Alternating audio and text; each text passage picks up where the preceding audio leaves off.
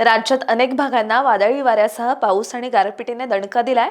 आज 21 मार्च रोजी दक्षिण मराठवाडा आणि पूर्व विदर्भात जोरदार वाऱ्यांसह वादळी पावसाची शक्यता असल्याने सतर्कतेचा इशारा म्हणजेच येलो अलर्ट हवामान विभागाने दिलाय।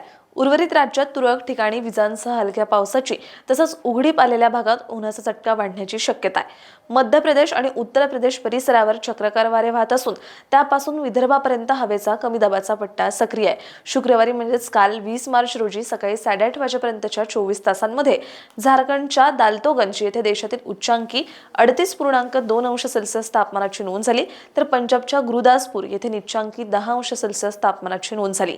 गुरुवारी म्हणजेच 19 मार्च रोजी दुपारनंतर मध्य महाराष्ट्र, मराठवाड्यात वादळी वाऱ्यासह पाऊस आणि गारपिटीने दणका दिला। धुळ्यातील साक्री येथे 30 मिलीमीटर, सोलापूरमधील जेऊर आणि सोलापूर येथे प्रत्येकी 10 मिलीमीटर, छत्रपती संभाजीनगरच्या सिल्लोड, कन्नड, जालन्यातील बदनापूर, जालना येथे प्रत्येकी 10 मिलीमीटर पावसाची नोंद झाल्याचं हवामान विभागातर्फे सांगण्यात आलंय। आज 21 मार्च रोजी मराठवाड्यातील धाराशिव, लातूर, नांदेड आणि विदर्भातील नागपूर, भंडारा, गोंदिया, चंद्रपूर, गडचिरोली या जिल्ह्यात ताशी 30 ते 40 किलोमीटर वेगाने वाहणारे वारे, मेघगर्जना, विजांसह वादळी वाऱ्यासह पावसाचा अंदाज असल्याने सतर्कतेचा इशारा म्हणजेच येलो अलर्ट आहे।